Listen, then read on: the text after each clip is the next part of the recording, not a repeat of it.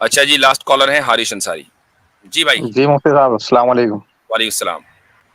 جی میرا سوال یہ ہے کہ جیسے ہندوستان کے اندر کوئی قانون ایسا بن جائے جو شریعت کے خلاف ہو، تو اس حالت میں اسلام جو ہمیں تعلیم دے رہا ہے ہم اس کو کس طریقے سے فالو کریں گے، اور مسلمان کے ذمہ کیا ہے؟ مطلب میرا یہ ہے کہ جب ایسا کوئی قانون لاگو ہو جائے گا تو مسلمان کی کیا ذمہ داری بنتی ہے پھر؟ مثال دیجئے کون سے قانون کی بات ہو رہی ہے؟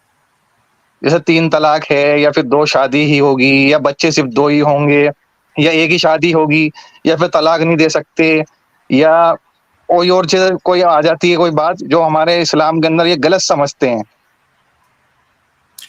تو اس دیکھیں، ریلیٹڈ میں جتنے جاننا بھی چاہوں گا. آپ نے مثالیں دی ہیں کہ ہوں، مثلاً 3 طلاق کو پر جی پابندی لگا دی، جی لیکن 3 طلاق پر پابندی لگانے کا مطلب یہ نہیں ہے کہ اگر کوئی آدمی 3 طلاق دے تو اب 3 طلاق نہیں ہونے کی. بھائی گولی چلانے پر پابندی ہے، لیکن گولی چلے گی تو سامنے والا تب بھی مرے گا. ہوں، ٹھیک ہے. ساری بات کیا ہے کہ آپ کی اپنی کمیونٹی کتنی ایجوکیٹڈ ہے. اگر آپ کی کمیونٹی اس بارے میں متفق ہے نا کہ بھائی ہم کورٹ میں جانے کے ہی نہیں، ہم اپنے ایگزیکٹلی. ہم اپنے مسئلے خود آپس میں حل کریں گے، تو کوئی پھر قانون کیسے ہی بناتا رہے اس سے کوئی فرق پڑنے والا نہیں ہے.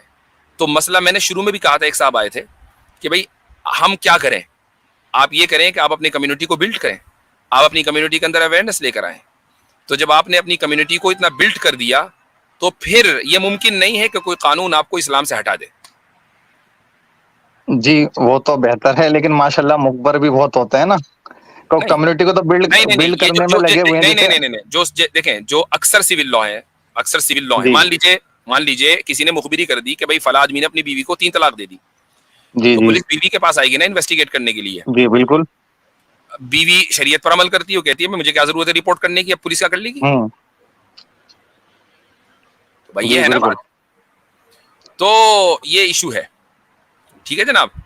جی اور ایک اور آخری سوال ہے میرا جی کہ اب جو جیسے حالات جو چل رہے ہیں، جس طریقے کی کنڈیشنز آپ دیکھ رہے ہیں انڈیا کے اندر ہوئی ہوئی ہیں، تو جی اس میں جو معتبر لوگ ہیں، یعنی کہ جو اسلام کو اچھے سے جانتے ہیں، مفتیوں اور عالموں کے علاوہ جو اسلام کو اچھے سے سمجھتے ہیں، تو وہ کس طریقے سے اسلام کو آگے لے کر کے پھیلائیں، کیسے اس کی دعوت دیں غیر مسلموں کو، خاص طور سے کیونکہ ہمارا ملنا اٹھنا بیٹھنا اکثر غیر مسلموں سے ہوتا ہے، کاروبار بھی ہم کرتے ہیں.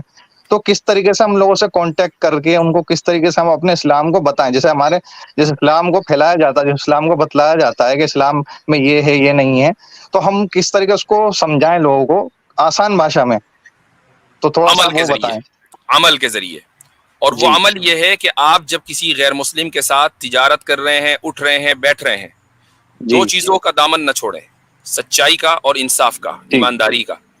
اگر آپ ایمانداری کے ساتھ اور سچائی کے ساتھ سامنے والے کے ساتھ کچھ لمحے بھی گزار لیں گے نا، تو سامنے والا آپ کا اسیر بن جائے گا. زندگی میں بارہا اس کا تجربہ کیا جا چکا ہے. ٹھیک ہے. جی ٹھیک ہے، شکریہ مفتی صاحب. چلیں.